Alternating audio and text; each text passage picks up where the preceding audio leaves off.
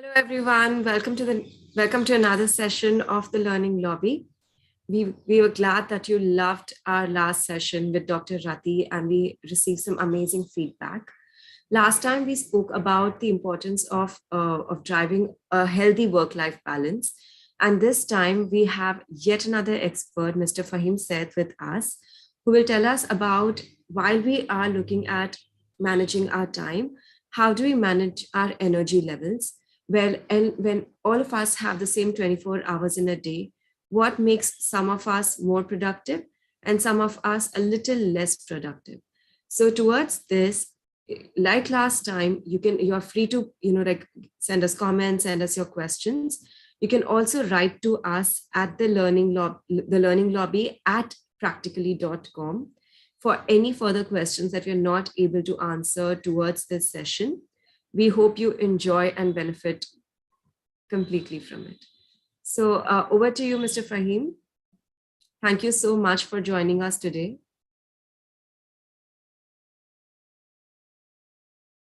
Faheem, we are unable to hear you.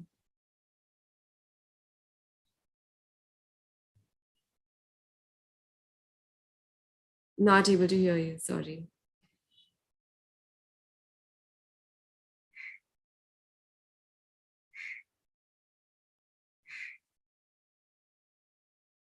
Faheem, your voice is still, it's still a little, do you just want to take a minute and figure it out?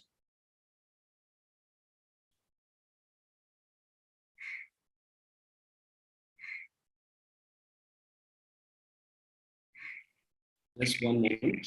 Okay, I think it's much better now. Much better, thank you.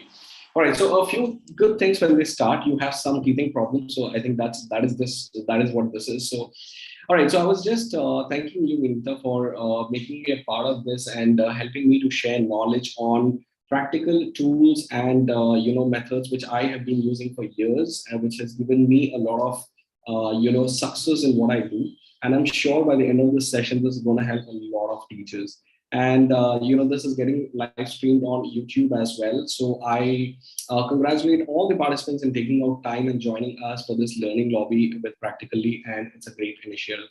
So let me start with a simple question. Who do you think is the hero of the session?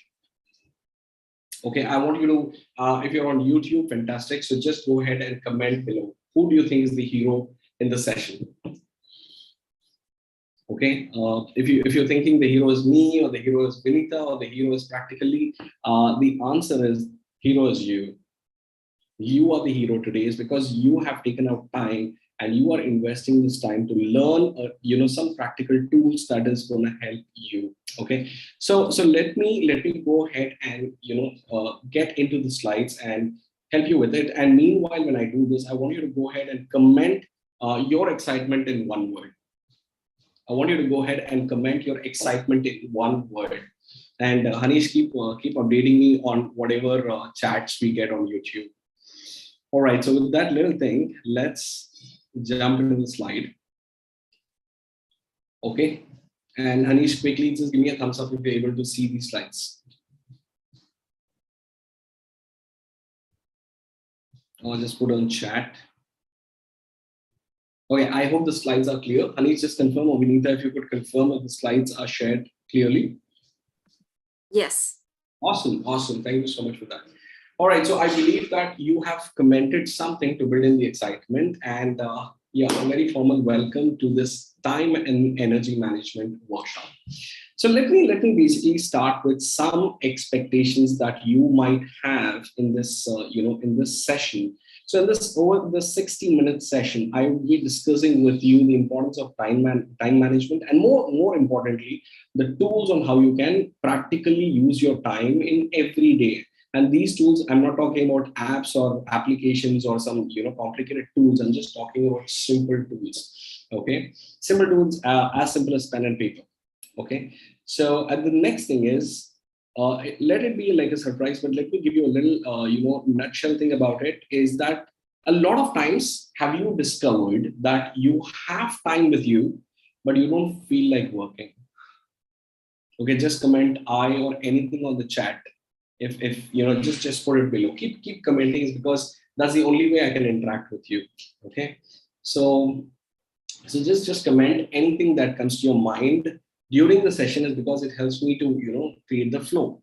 So a lot of times, when we get back home from work, or when we come to work traveling a long distance in the morning, we don't feel like working, is because we don't know how to do energy management.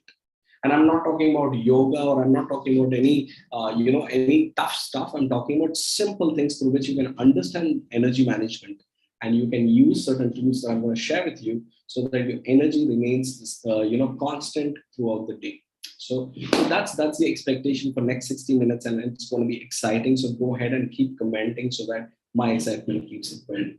So let's start with time management. Okay, I'm sure a lot of you, a lot of us have learned or heard, or we have tried different time management methods. A few are successful, many are not very successful. So when I ask about this time management, just analyze this slide and tell me what comes to your mind. Watch this for a minute and just tell me what comes to your mind when you see this. It takes me hours daily, just to process my emails. I'm doing a lot of things, but I don't feel like making any progress. Okay, I'm always being interrupted by coworkers. I waste a lot of time in pointless meetings. I never complete my to-do list for the day, and my work-life balance is gone for a toss. So these are the things that typically any of these is something that you might feel. And that is why I want to quickly I want you to do an activity. Okay, I don't know if you have a pen and paper with you. If you have a pen and paper, just write PPR on the comments. PPR stands for pen and paper ready. Okay, so if you have a pen and paper, I'll give you 2 minutes to do this exercise. I want you to write down 10 activities that you typically do in a day. Typically, it can also be checking your Facebook, checking your WhatsApp, checking whatever, making a to-do list, doing some exercise. Just write down 10 things. I'm going to give you a minute to do this. A minute to do this. 10 things that you typically do during a day.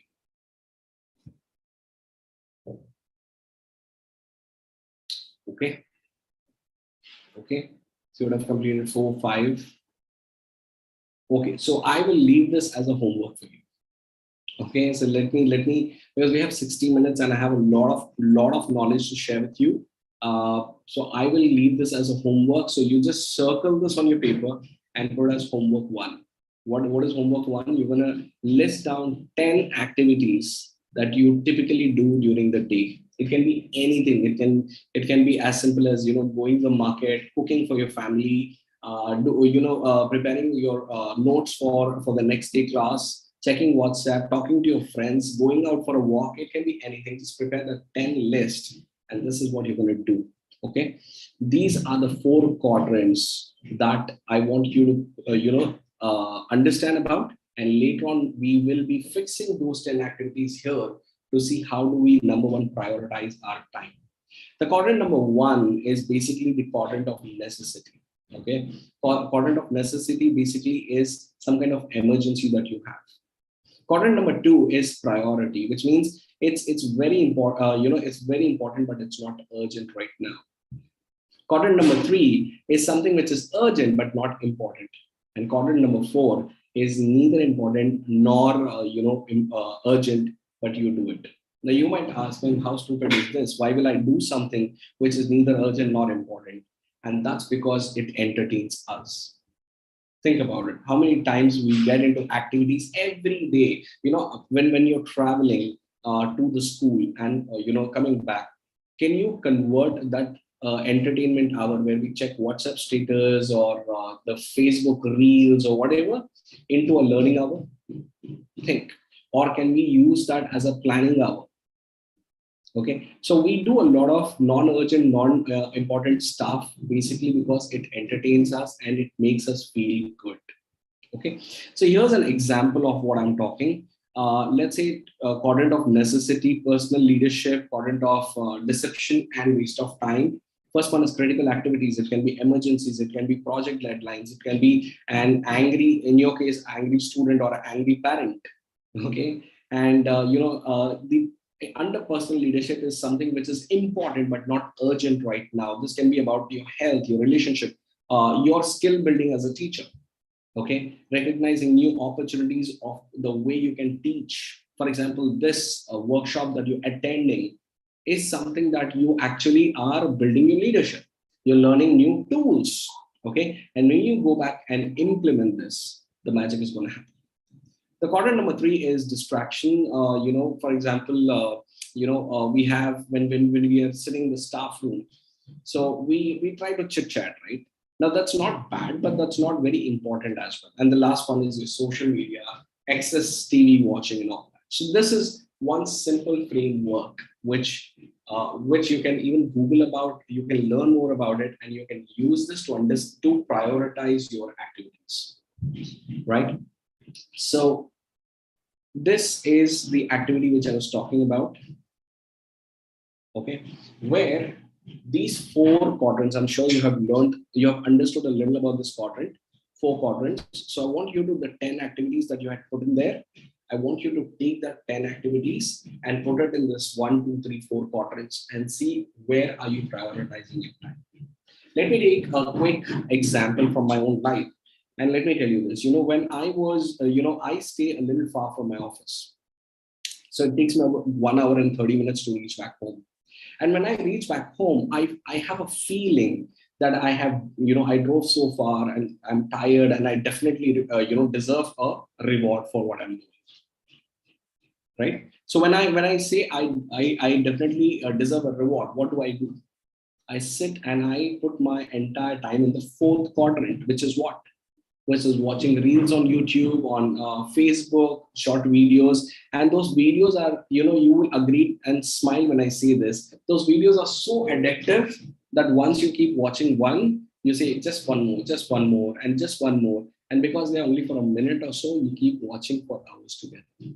Think about it and use this tool. And what you can also do is you can introspect in the night before going to bed on this 4 quadrants. How many work, or where did my maximum time actually go? Okay. So if you've made a note of it, I'm happy. Let's move forward. Now, there's a food for thought. I have a question for you, and I want you to actually key in the answer in the comment box. Okay, when do you think successful people plan their day? Put in the comment box. I want to see some comments flowing there. According to you, when do you think successful people plan their day? Okay, and Hanish, if there's any interesting comment, just put on chat so that I can also read that. Okay, when, according to you, when does successful people plan their day? Okay, I hope there's some comments coming up. Okay, now here's a clue, and this is what you also should do. We all are told that the successful people generally plan their day early in the morning, like they wake up at 4 o'clock, 5 o'clock, whatever time, and they plan their day they plan their entire day during that time. The answer is all successful people. And by the way, before I give out the answer, let me give you my experience. Most of the times I follow this formula, and whenever I use this formula, my day goes really well. So this is like a golden nugget for you. Okay, the successful people plan their day one evening before. They plan their day one evening before, which basically means before going to bed or before leaving the office, in your case, your school, what you can do is you can just take a small sheet of paper or a book, okay, and you can just write down the critical activities you're going to do the next day. So does that mean that next day everything will go as per plan? Not really. Okay, practically it's not possible.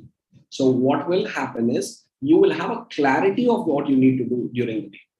Okay, and why do I not recommend people to plan their day in the first part of the day and the first hour of the day? Is because that's when your energy is very high, and we'll be learning this in the energy management. You're not supposed to invest your energy thinking what is to be done. You're supposed to start the day with a clarity on what you're going to do. Okay, so if you really like this food for thought, give me a high five on the comment.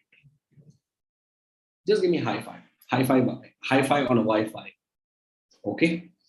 All right. So now, yes, time management is important and all that, but what are the tools? Faheem, you said you'll be sharing some tools with me. Here are the tools. So I'm going to give you simple tools following which you're gonna make your time management much better. Okay. The first tool is called single handling, and I love this tool is because I've been personally using it. So what is single handling, right? There is a three-step process that is involved in single handling. Okay. So what do you do? Number one is you need to have a clear list of everything that you're going to do. Do not judge which is more important, which is not important. Just make a list of everything that you need to do. Just take a piece of paper, just write point one, point two, point three. I need to do this, I need to do this, I need to do this. Okay. Then what you're going to do is you're going to use the Covey's matrix, which I spoke about, which we discussed about the important versus urgent. You're going to put the entire list into that. And what do you get out of that?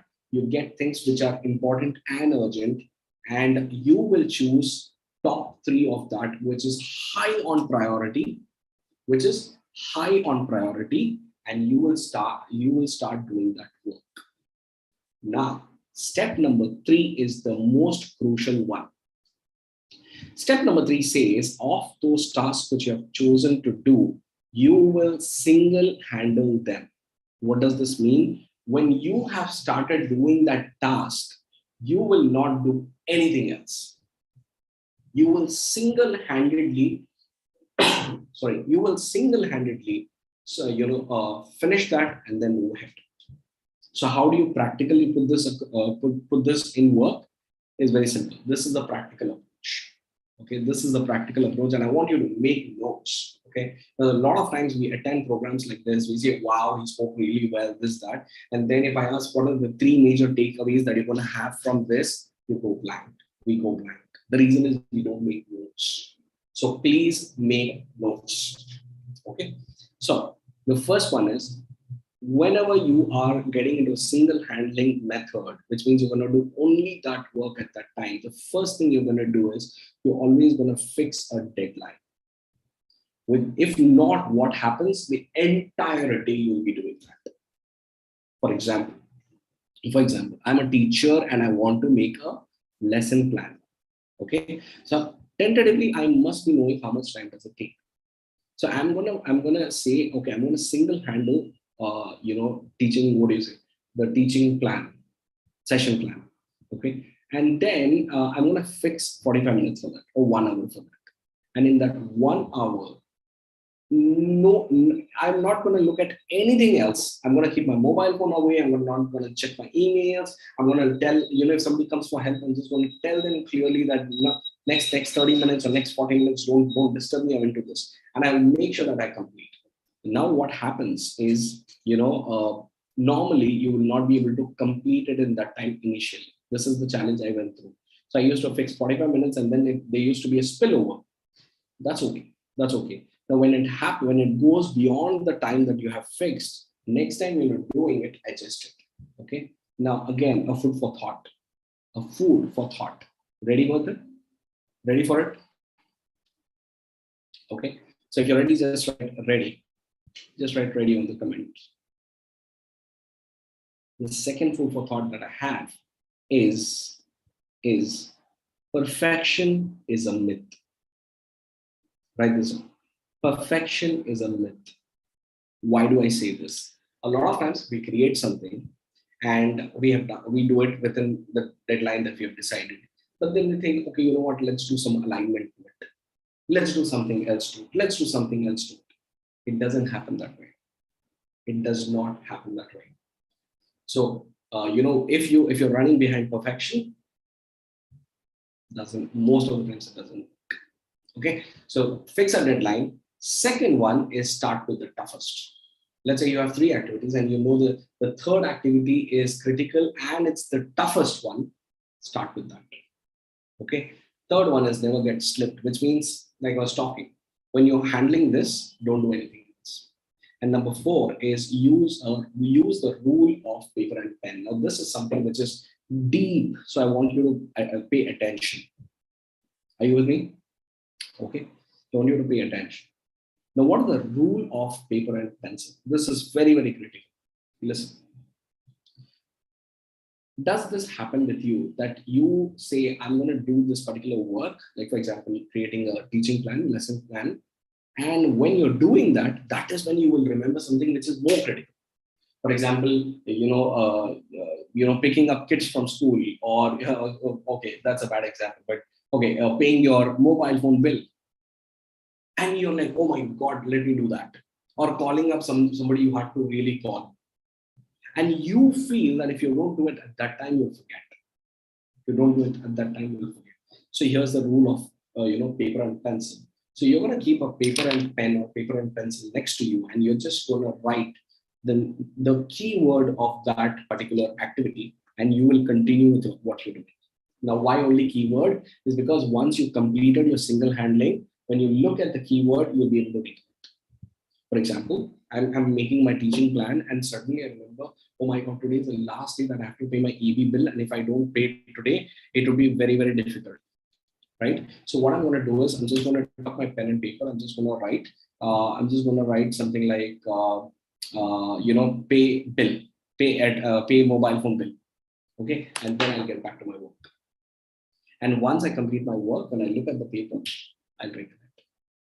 Okay. So did you guys like the single handle method? Go ahead and comment what if you really liked it. Put it in. Just comment. Right? And also add something like hashtag practical leads, because they are the ones who have connected me to you. Right? Perfect. Now let's move to the next tool. The next tool is again a fantastic tool where we speak about Pomodoro technique. Now, what is this technique and where do you use this is something that you need to understand. So let me first give you what is this technique. The technique is about breaking breaking down a larger task into smaller bit-sized chunks. For example, I need to create the entire, say, a series of session plans, a series of lesson plans. So what I'll do is I will have a 30-minute slot for everything, and the technique is to break it down. Okay, so I'm going to go parts by parts, which basically means I'm going to take up the first part. And I'm going to say, I'll do this for 25 minutes. Again, you can club single-handed here, and you can say 25 minutes, nothing more, just this. Once you complete that in 25 minutes, you will reward yourself with a 5-minute break or a 5-minute, let's say, small munch, or just a walk. So you'll take a 5-minute break, and then you're going to get back to the next part. So then you repeat. Okay, so now you might say, oh, this is so simple. What a big deal about this? You know what? All these tools are so very powerful, and you will know the impact when you use them. And this is my personal experience that I'm sharing with you. On the slide, it looks good, but you have to really put it in action. So next time you do something, the first rule, single-handed, you've understood that. The second one is Pomodoro. So there is something very big, and you're thinking, how will I complete this big task? It's so big. And you'll always keep telling yourself, not today, not tomorrow, probably this weekend, next week. So you're going to pick that task, and you're going to first break it into small chunks of 25 minutes, 30 minutes, and you're going to tell yourself, 25 minutes is my deadline. And after that, 5 minutes, I'm going to take a quick break. And it helps. Enjoyed? Did you like Pomodoro as well? Just write a comment saying Pomodoro good. Pomodoro or PG. PG stands for Pomodoro good. Okay. All right. The next technique that I'm going to share with you is a technique called deep work. Now this is again very similar to single handling, but this goes deeper. Okay. So in this technique, what you do is you create an ability to work with full focus like a monk. When monks meditate, have you seen them? They'll not look here, they'll not look there. Even if there's an earthquake, he'll still be sitting there. So that is called working with full ability of full focus, right? So let me give you a case study on who's used this, okay? We all know Bill Gates. So in 1970, Bill Gates used the same deep work technique to complete the base version of the programming language called BASIC, which later on became a $1 billion deal for him. Same, he locked himself in a room and he said, unless I complete this, I'm not going to move from here. The second one is the case of J.K. Rowling. Now, J.K. Rowling is the author of Harry Potter, and she's one of the rarest authors who's made $1 billion fortune writing a book. Right now, she actually booked a hotel for a day, and she started to write her book. And she found this technique to be so useful that she said, I'm gonna complete my entire book, booking the hotel, not going out, locking myself in the room. Okay. And that actually again gave her $1 billion deal. So how can you as a teacher use this is something that I want you to think, right? If you most of these tools, if you look at it, whether it's Pomodoro, whether it's single handling, whether it's deep work, it all helps you to come back and focus on one thing at one time. One thing at one time. Did you like it? Not focusing here, not focusing there, focusing on what is to be done, fixing a deadline for it, no distractions, just finishing this. Now, deep work has 4 types of deep works, and I'll quickly give you. One is a monk approach. Monk approach is where you go ahead and dedicate your life for one particular mission or vision. Now, of course, we cannot do that. Number 2 is rhythmic approach, wherein you say, part of the day I will follow up deep work, and part of the day I will just go with regular work. Which means, as a teacher, let me assume that you're writing a new book. You're writing a new book, okay, or you're doing a project. So you're going to promise yourself that every night, every evening between 9 and 10, or probably 9 and 10 is a good time for Indian women and Indian teachers. 9 and 10, I'm going to sit and do a deep work to write my book. And then you're going to follow probably the Pomodoro technique or single handling technique at that time. And then comes the journalist approach is you do this when it is required. For example, you follow the normal methods, and then one fine day you have a requirement of doing a exhibition project in your school. So at that time you can shift into journalist approach, which means at that time you're in deep work, and then once you complete it, you're in normal work. The last one is bimodal approach, which basically means you go to deep work until you complete a particular task, a smaller task, and then you come to it. So I will leave this slide. What I want you to do is I'll give you 30 seconds for you to sink this knowledge in, and I want you to comment of this 4 technique, which one did you like? And of these 3 tools, which do you think is the most practical one according to you? I'll give you 30 seconds for that.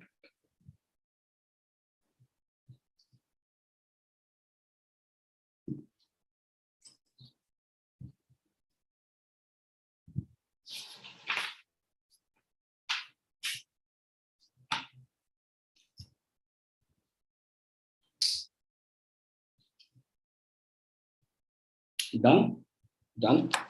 I hope you're commenting and you're able to follow this. So now the point is, when I have understood this to a larger extent, but the question is, like I said, a practical, and this is something that practically I was looking for, is because I was genuinely going through this challenge. I always felt that I didn't have time in life because I wanted to write a book. By the way, I'm an author, so I wanted to write a book. I wanted to, come up with I wanted to do some research. I wanted to do this. I wanted to do that. But somehow I did not find time. And later on, when I was learning, and somebody taught me a concept called energy management. And the first time I heard energy management, what came to my mind is some kind of yoga classes or breathing classes, which is not wrong, by the way, which is very good, but somehow that doesn't interest me. And then this research, this person told me, no, it's not about that. It's about how do you manage your existing energy. And if you can top it up with yoga and with breathing exercise, that is brilliant, but you got to understand the base. And ever since I've learned the base of this, I have loved it. And that's why I wanted to share this with you. Okay. So just for a minute, think that you are, think of your typical day. And tell me, do you have energy throughout? The answer is no. Comment and let me know. The answer is no. Obviously, no. You cannot have energy throughout the day. So these are different. I'm going to show you some symbols, okay? And tell me, what does the symbol actually mean to you in terms of energy? Are you ready? Just keep commenting on the chat. Okay. What do you think that is? The fire. Okay. What kind of energy is this? Okay. This is basically you're on fire, which means when I say you're on fire, which means you are all motivated or pumped up and you're ready to, go ahead and, grasp things. Now, what time of the day? What time of the day do you think you're on fire? Put it on comments, put it on comments, put it on comments. I want you to write, I want you to key in. And by the way, I hope you're not doing what I'm going to say, but if you're doing it, I don't want you to do it. And that is lying down and watching this. Lying down, comfortably on the couch or on a bed, and then, you're like, okay, let me do this. The reason that is not good is because you won't learn. Then this will become more like a entertainment session. So I want you to just, for next 30 minutes, I want you to get up. I want you to sit down. Okay. If you've not grabbed a pen and paper, grab it. And then let's continue. And if you're already doing that, if you're already sitting like how I'm sitting and making notes, I salute you is because you already have a learning attitude. Okay. So the fire on fire is when you are motivated, right? Probably after the session, you're motivated to do something. So that's called on fire. Put it on the comments. Number 2 is this. What do you think this is? This is vibrant. Vibrant. This is the energy state. This is your mind state where you can come up with a lot of solutions. You can come up with what? A lot of solutions. Number 3 is, cruise control. Like these luxury cars, they have an option called cruise control, which basically means, let's say I'm traveling from Chennai to Bangalore. I'm going in my car and I don't want to keep accelerating it. I can lock my speed. So if I lock my speed at 60 or 70 kilometers, then the car keeps going at the speed. Similarly, cruise control of energy thing is when your mind is just you're ready to do long tasks. You cannot be vibrant, you cannot come up with a lot of solutions, and you're not crazily motivated, but you're in a state of energy, like right now what I am, in a state of energy that you can keep it, taking out energy for a long time. Probably when you're taking a class, you're on cruise control. You don't think about energy management, you don't think about new solutions. You actually go ahead and cruise control yourself. Number 4 is that. What do you think that 70% is? Look at this tree. Look at this tree. 70%. What do you think that is? That is something called energy saver mode. Right? We all have this laptops which goes into energy saver mode, right? Now this is a mode where you cannot cruise really, you cannot be very vibrant, you cannot be on fire, but you can do the minimum. You can do the minimum work. Number 5. Tell me what comes to your mind when you see this guy with that yellow skull. This is basically your distractions. Okay, what part of the day do you think you get distracted? The answer is all the time. Okay. The other thing is slowing down. Slowing down. This is can you guess the time when you get this? When do you think you really slow down? Okay, this is when let's say you have you have already done something big and you slowly ready to shut down. This is tired, and the last one is hungry. Okay, so I'm going to leave you with the slide for about few seconds, and I want I want you to actually think about, does this really happen? And this happens to most of us. Just think about this. I'm just giving this a few seconds for it to get digested.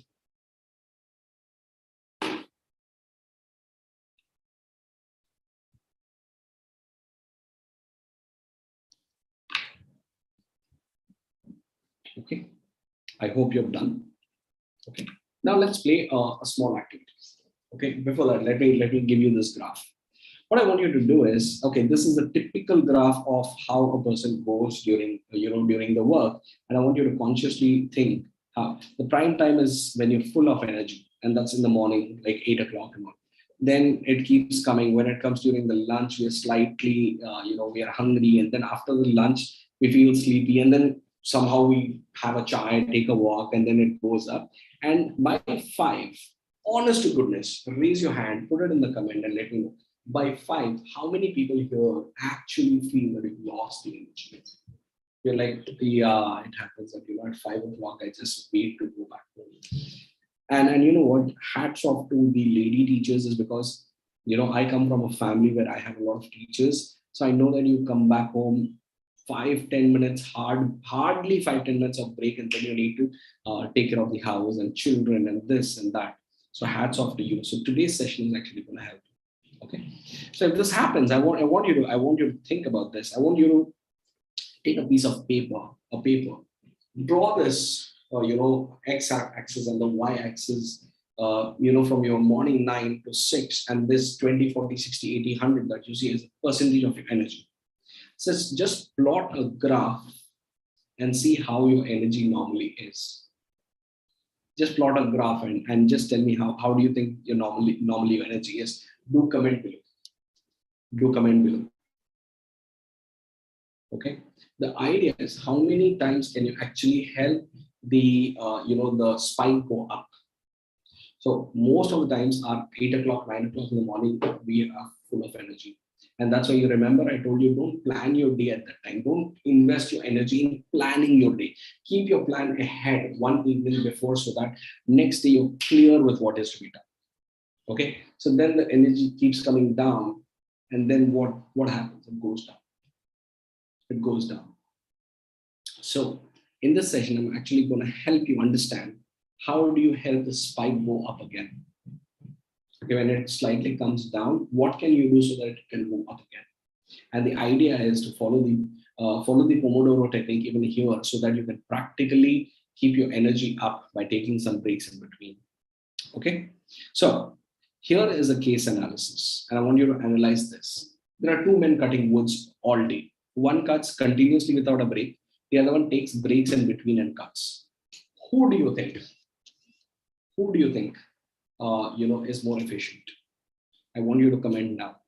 Okay, let's call him Ramu and Shamu, 2 Indian favorite characters. Okay, Ramu cuts wood all day without a break. Shamu cuts woods but takes small breaks. Ramu or Shamu? Go ahead and comment.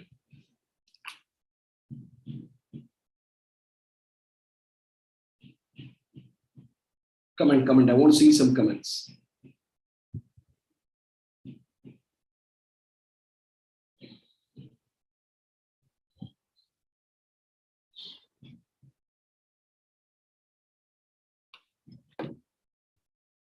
Okay, I hope there are some comments that have come in.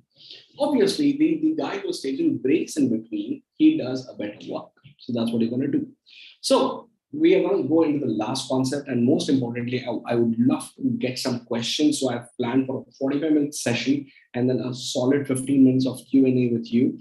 So 4 sources of energy. Number 1 is your physical energy, your emotional energy, your mental energy, and your spiritual energy. Now let's assume, okay, when it comes to physical energy, or you want to keep up your physical energy, what are the don'ts? What are the things you should not be doing? That is what you're not supposed to do. You're not supposed to do heavy exercises. A lot of times people take a break to take a smoke. Don't do that. And please manage your junk food. Coming out, I don't know, sometimes you must be eating this fried items or burgers or sandwiches. Don't do that. So in contrast, what can you do? This is the rule. Every 90 minutes, you will take a break. Okay, 25 minutes is Pomodoro rule. 45 minutes is good. 90 minutes is extreme. If you are sitting or if you're doing the same work for more than 90 minutes, you have to take a break. The best of the machines in the world take a break. You are no exception. And now, what is the break definition here? Don't get into, a lot of, watching TV, whatever, just break. Okay, watching TV is acceptable, or watching a mobile phone, some funny videos, okay, let's just stop with 1.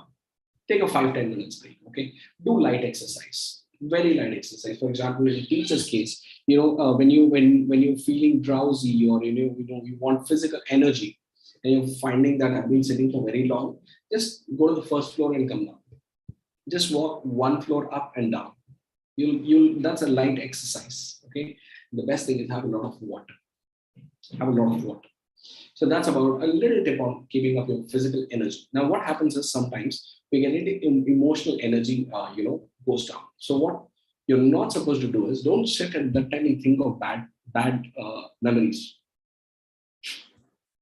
Oh, you know what? That's how we are. That's how we are. This happened. That happened. Don't do that. Okay. Rather, what you should do is at that time, if you're emotionally feeling low, we all feel that, right? So sometimes some things did not go the way you wanted. You're feeling emotionally low. Speak to a loved one, a well-wisher who can actually boost you up. Don't speak to a loved one who puts you down. Okay. So so speak to a loved one who's a good well-wisher. Look at your goal chart. Have a goal chart. As a teacher, you can have a goal of 3 goals. Keep making sure choosing 5 students to get to aiming for the first, the state rank. Choosing who students who are barely passing to make sure that they pass with good grades, and students like me who are hopeless in academics. You can at least help us to pass. That can be your goal, right? Your yearly goal. Then break it up into quarterly, half yearly, and annual.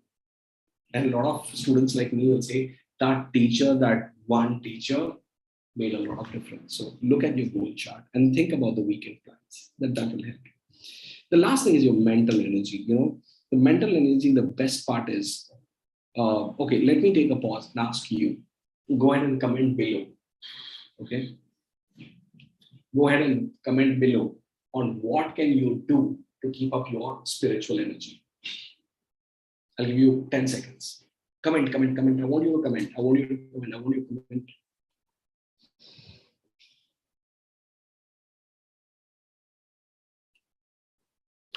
I want you to comment. Okay. I hope that you have commented. Okay. By the way, the person who comments the most, I will ask Vinita to pick up your question first. Okay. So keep commenting.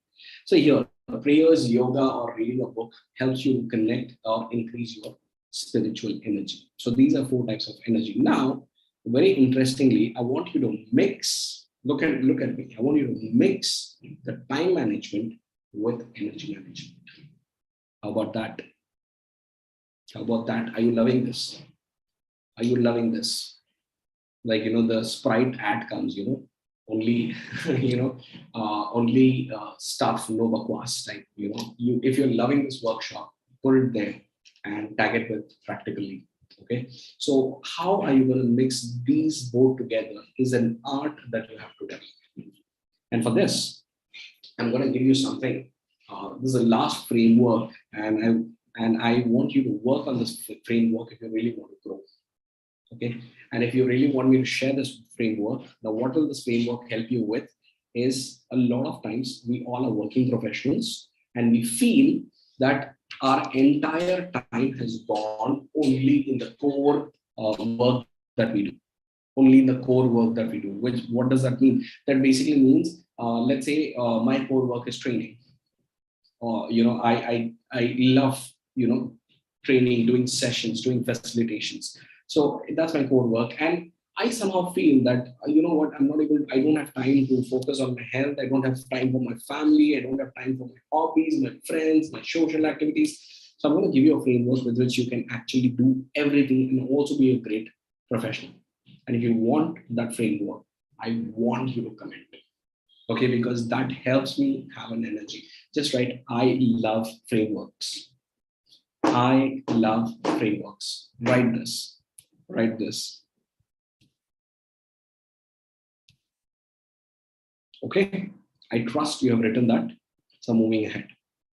Now, this framework, I want you to have last 5 minutes, right? Wait, yes, last 5 minutes. So I'm going to take this framework into 3 parts, and this is going to help you. I want you to think 5 elements of your life, or 6 elements of your life that really matters to you for next 5 years or more. For example, your health, your relationship, your career, your passion projects means, for example, writing a book can be a passion project. Coming up with a new something that you wanted to innovate is a passion project. Learning, because people who don't learn, they fail, right? So learning, and lastly, parenting. So I want you to take these 5 elements. Okay, because of lack of time, I'm going fast. I want you to do this as an homework. Take 5 elements of your life which really matters, and if you are successful in 5 elements, you consider yourself to be successful. Now I want you to write down a couple of tasks or 3 tasks that you want to do under that this week. For example, health, you want to prepare good meals, do some exercise, that's your task. Relationship, call your family. In India, we have dinner together. So you're going to say, I'm going to make sure that at least twice a week I'm going to have meal together. Okay. Career, for example, in your case, you're focusing on your career, like, making your learning a lesson plan and all that. Passion projects can be about writing, blogging, researching about something, writing a book, anything you want. Learning, you can read books, you can go through new research work on Google. Parenting, time with kids and all that, right? So this is an amazing framework that I learned. It goes like this. So you're going to take the week and you're going to divide it into two parts. Two parts. One is 8 a.m. or 9 a.m. till 6 p.m. or 5 p.m. till your school goes. Because that is when you're wearing the cap of a teacher. And when you're wearing a cap of a teacher, don't mix it with your personal work. So you're going to write like this. Monday, what are the stuffs that you're going to do between what time professionally? Lesson plan reading. Now you might say, you know what? Teachers have to work beyond that 5 o'clock is because we create our lesson plans at home. Perfectly fine. So put that beyond 5. Okay. And I want the other stuffs, the other, elements to come during the days, how it is shown there. Okay. So I'm just going to keep this screen live, and I'm just going to stop my video for 1 minute so that you can see this full screen. Now. And this is a framework that if you come to my office, you will actually see a printout of this. And I truly believe that this is going to help you. So with that, guys, if you really love this workshop, I'm going to stop and again ask you to comment. Just write, I loved practically this workshop. It's called Learning Lobby. Right? All right. With Thanks that, a lot. I'm going to stop. Vinita, let's get into a quick Q&A. And Hanish, also let me know if there was good. If there is somebody who's commented a lot, we can pick up their questions first. Thanks a lot, Faheem, for your time today. And it's been a great session. While you were talking on the Learning Lobby, we did receive a few interesting questions. A lot of it you've already covered. Somebody just asked that, energy is also sometimes consumed because you have a very packed schedule and you can't be just prioritizing 10 things in a day. You end up doing more than that. So in that, how is it that you keep yourself motivated enough to not lose out, to not be stressed by the end of it? So thanks, Sunita. So the way I understand is somebody says that I have 10 things to do. How do I? Number one, I cannot prioritize all the 10 things. Or after prioritizing, I get 10 things to do. So yeah, quite possible. I mean, if you're doing that kind of a work, then your answer is Pomodoro. Take a task. Number one, follow the follow the single handling method. What did we speak? Make a list. Be clear. Can I give you a very funny example, Vinita, and everybody who's listening to? Watch Indian weddings. Okay, you will see that the girl is getting married and she's sitting in the dolly, and yet her shopping list is not completed. You know why? Because there's no list. She wants to buy everything that she sees. Similarly, when there's no list of what we need to do, we have a lot of things to do.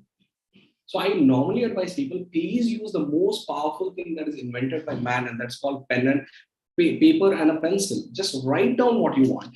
10 things, 12 things, 20 things, write it down. And then you decide which one goes first, which one goes second. And then you follow deep work or Pomodoro technique or a combination of both to make sure it happens within the deadline.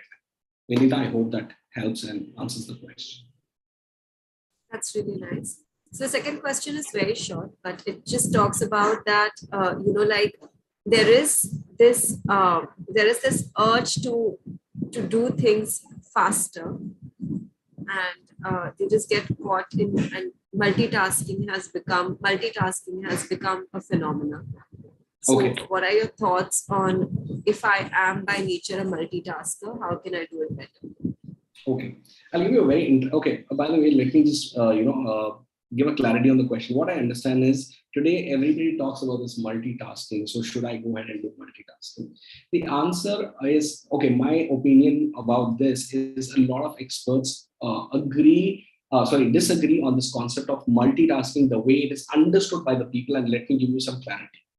Let's say I am managing 10 standard, 12 standard, both the classes, and that can be shown as a multitasking because I'm doing I'm handling two different classes, but am I doing it at the same time? No.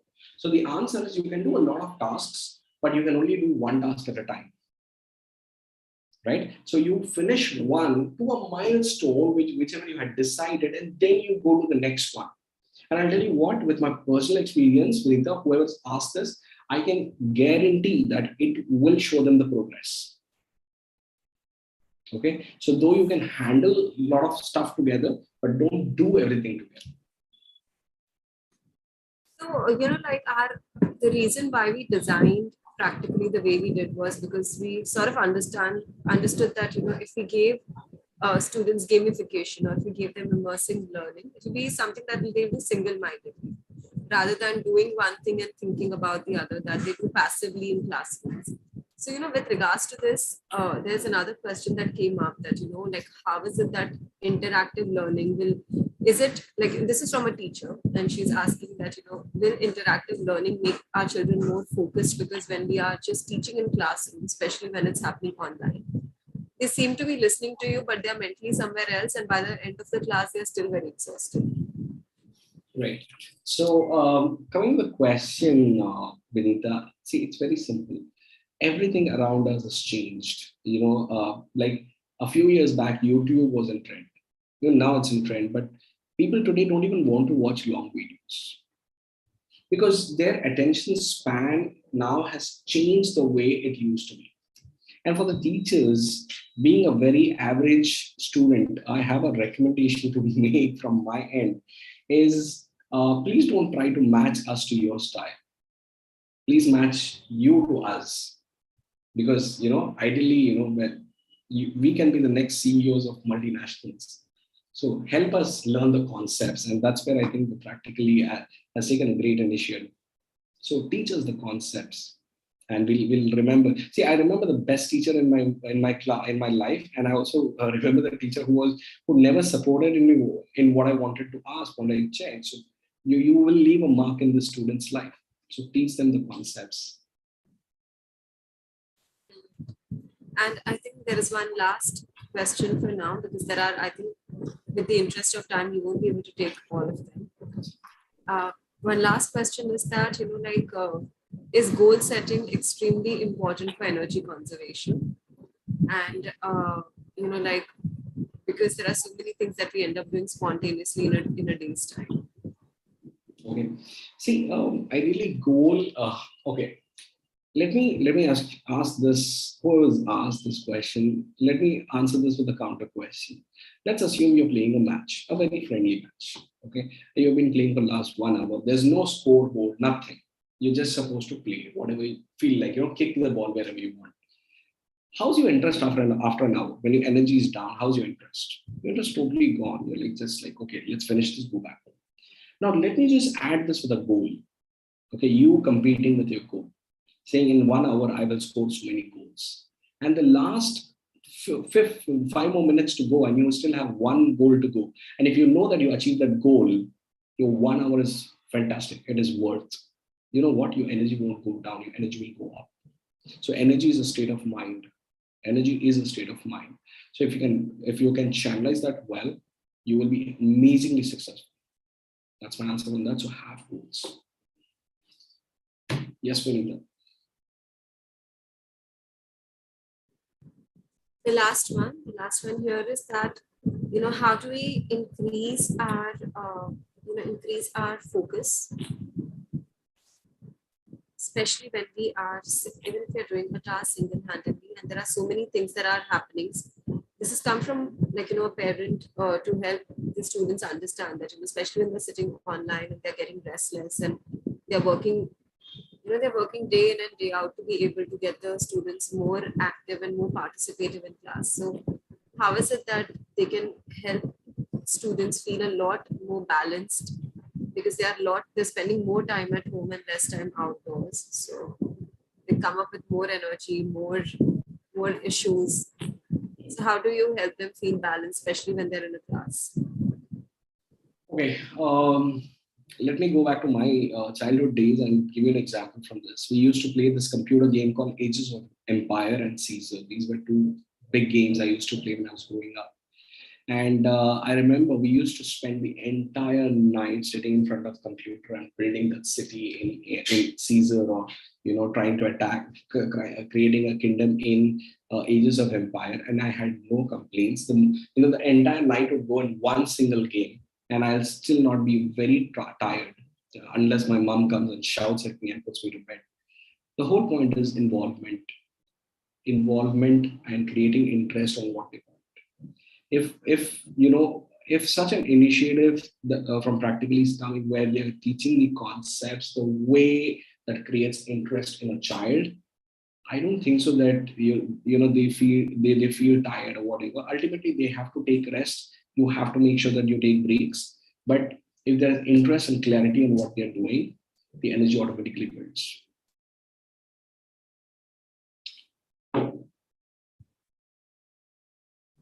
I think that's it for him, because we don't have more. We just have 2 minutes or 3 minutes for the session to end. So I think it'll be great if you can give any closing tips or guidance in parting.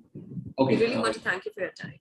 Yeah, it's a pleasure. In fact, thank you so much for inviting me and reaching me out to so many teachers and parents and students.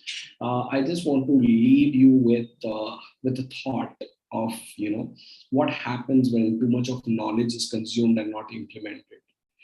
I call that state as mental constipation. Right. So please don't just grab things or make a note of it or keep listening. Try to implement it. Now, when you're implementing stuff, you will not succeed initially. Like I always do this activity with my team. I ask them to sign with their regular hand, right hand or left hand, and then I ask them to change the hand. They're not able to change it just because there's a change, the new thing that's coming in. So when you go back and try to implement these, you might not be very, there might be challenges while implementing. But just understand that with those challenges comes the results, and practically backing you up with such nice workshops. Make a use of it and go back and think what was discussed and implement, is because implementation, a poor implementation is anytime much better than a very well planned just plan. Okay, so with that little thought, Vinita, thank you so much, Anish, Vinita, and the whole team of Practically. Thank you very much. I log off now, and it was a pleasure talking to everyone. Take care. Have fun, guys.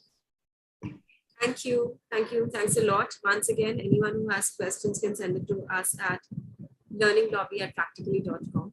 Thank you.